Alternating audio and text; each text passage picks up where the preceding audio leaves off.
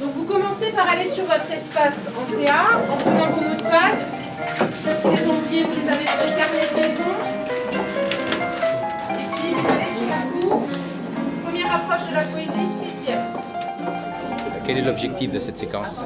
Alors durant cette séquence, les élèves vont devoir travailler en autonomie pour mettre un document sur leur Folios, pour remplir leur parcours éducatif et culturel. Donc Folios, c'est un site internet qui permet de garder la trace de leurs travaux, que ce soit en orientation ou en histoire des arts, de la 6e au lycée. Pourquoi c'est utile de le conserver?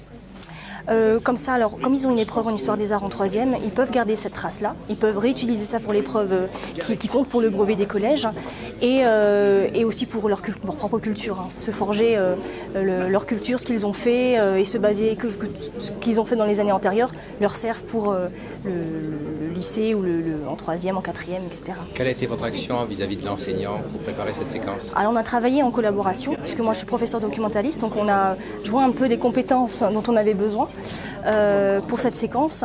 Donc moi je me suis plutôt intéressée à créer un objet de cours pour que les élèves puissent travailler en autonomie. Donc j'ai créé le tutoriel pour que les élèves accèdent à Folios et remplissent leur Folios. Et ma collègue a fait un tutoriel de cours sur la poésie, dans lequel elle donnait les bases d'analyse d'un poème. Donc on a travaillé en collaboration, on était très complémentaires sur ce projet-là. Alors tu marques, regarde, là il y a marqué, ce fichier provient d'un emplacement internet et peut présenter un risque de sécurité. Cliquez pour plus d'informations, activez la modification. Ça veut dire que si tu appuies là, maintenant tu peux écrire dessus. Oui. Là tu supprimes les traits qui y a entre eux. Tu vois, supprimer. D'accord? Hop. Voilà.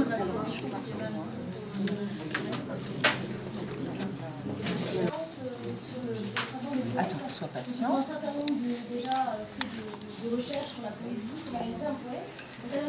Voilà, donc ça on l'a déjà fait, séance 1, séance 2, et donc là on est à la 3. Tu attends, ça va apparaître, et voilà, quand tu rates rien, tu appuies. D'élèves qui ont des TSA, des troubles spécifiques des apprentissages, dont la dyslexie.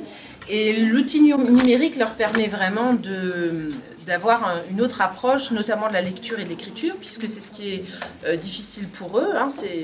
C'est là que résident les difficultés de leurs troubles.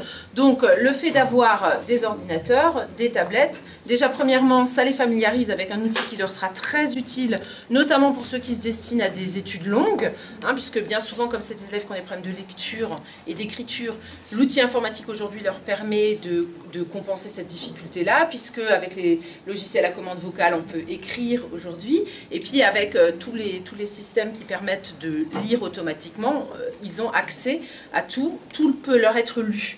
Donc déjà, ça les familiarise avec cet outil, ce qui est une très bonne chose.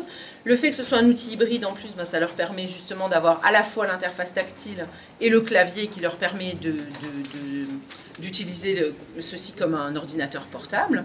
Et puis en plus, en français notamment, ça va faciliter tout le travail d'approche du texte, que ce soit avec des images, que ce soit avec des contenus qui sont disponibles via leur espace de travail, puisque toutes les fiches d'aide auxquelles ils ont accès, par exemple, je leur mets soit sur leur bureau, soit sur leur espace de travail, et ils y ont accès tout le temps, puisqu'ils peuvent se connecter en plus de la maison. C'est des fiches qu'ils peuvent utiliser chez eux aussi.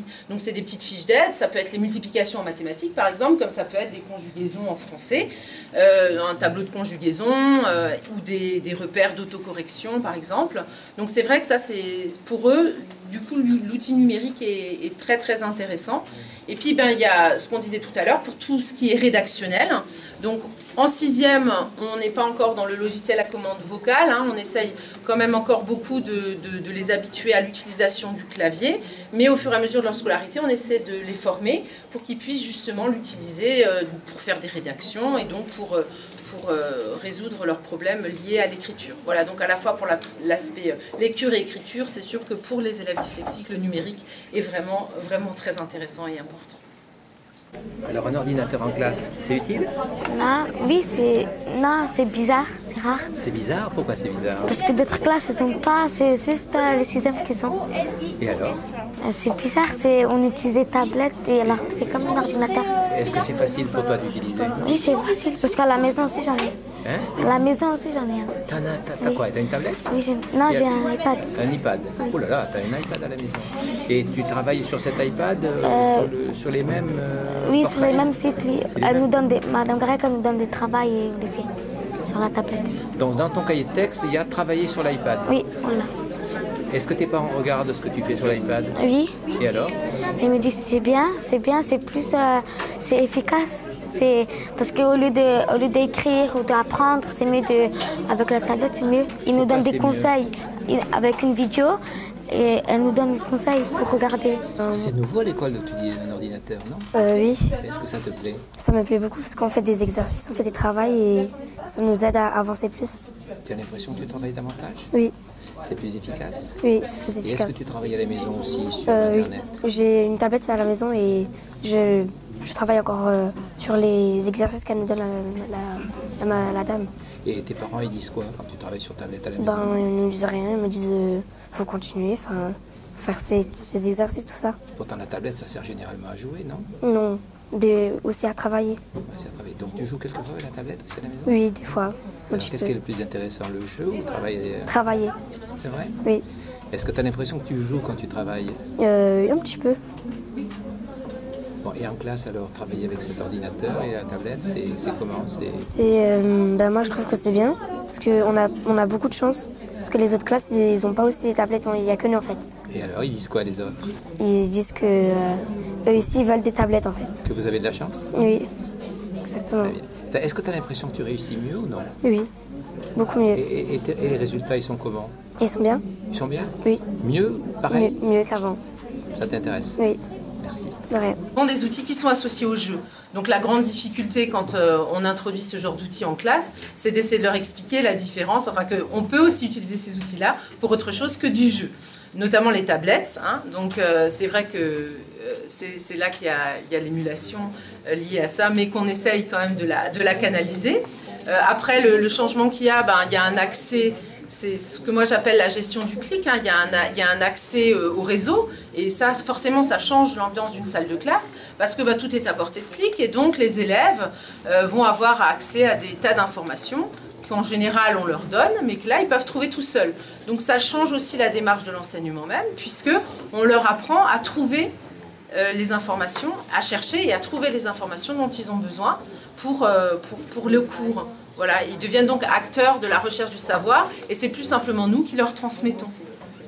Quand on n'a jamais été confronté à l'outil informatique, surtout sous cette forme-là, parce qu'on est dans un établissement où tous les élèves ne sont pas forcément équipés à la maison, et c'est sûr qu'il y a un temps de prise en main qui est plus important. D'où l'intérêt, c'est vrai, de commencer à deux, quand on a mis en place la classe numérique, pour justement avoir une personne qui peut s'occuper de ces élèves-là qui n'ont pas du tout l'habitude de l'outil.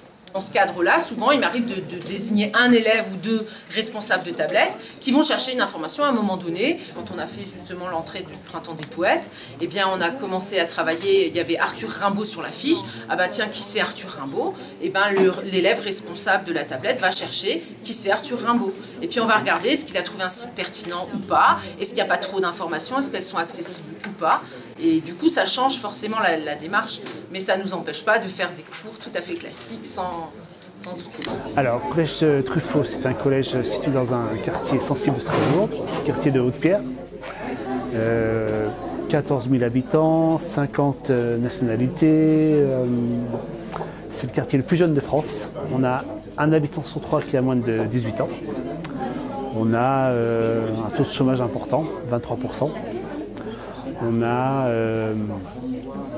une forte proportion de familles monoparentales, un tiers. Un revenu médian qui n'est pas élevé. Un revenu médian à 700 €. Voilà, donc dans ce contexte-là, dans le quartier, on a 2 collèges, dont le nôtre. Notre collège, c'est 500 élèves. C'est un taux de boursiers qui est dépassé 70%. Un taux de CSP défavorisé qui atteint les 80%. REP+ depuis quand? Et voilà, donc en fonction de ces critères-là, on a obtenu le label REP+, en décembre 2014.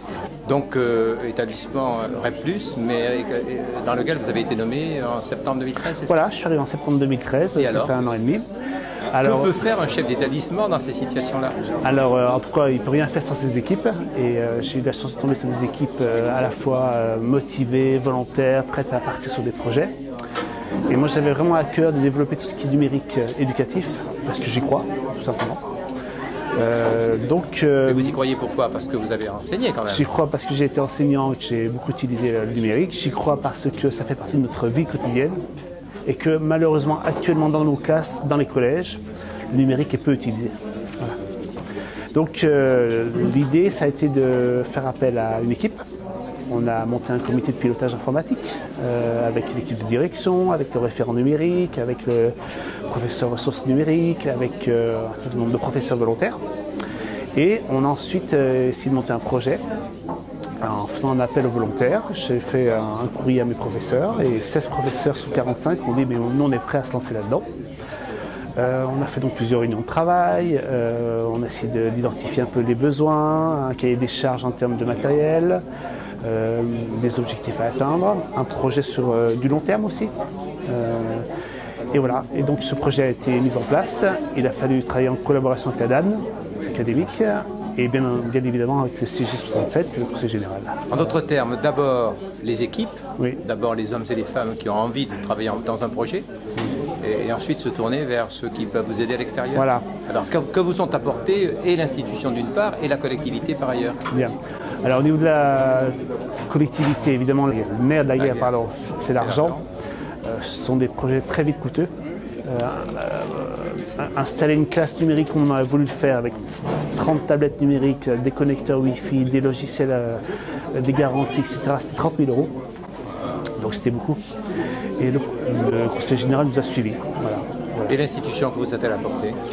Alors la DAN tout de suite a été à la fois dans un rôle de conseil, de motivation, de mise en place de formation. Par exemple, on utilise une plateforme qui s'appelle Moodle, qui est une plateforme de cours en ligne, et c'est la DAN qui a mis en place cette formation pour nous. Voilà. Formation? Formation de 2 jours à l'utilisation de Moodle. Très bien. Aujourd'hui, qu'est-ce qu'on peut dire de ce projet? D'abord, c'est encore à l'esquisse, puisqu'il a démarré qu'en janvier 2015, on est 2 mois après, donc il faut être prudent. Ce qui est clair, c'est qu'en termes de motivation, en termes d'intérêt, en termes de synergie, en termes de dynamisme dans le collège, c'est évidemment très positif. En termes de résultats pour les élèves, concrets, c'est trop tôt. Bien sûr. Beaucoup trop tôt. Tout à l'heure, vous avez donné les résultats du DNB, oui. Et des résultats du passage de 3e seconde. Oui. Vous avez dit c'est bien pour un REP+, on est quand même loin des résultats. Quels sont ces résultats? Les résultats par rapport au DNB au niveau académique, c'est 85% de réussite, oui. Et nous on est autour de 60%. Oui. Voilà. Et passage en seconde général? Passage en seconde, nous on est à 60%.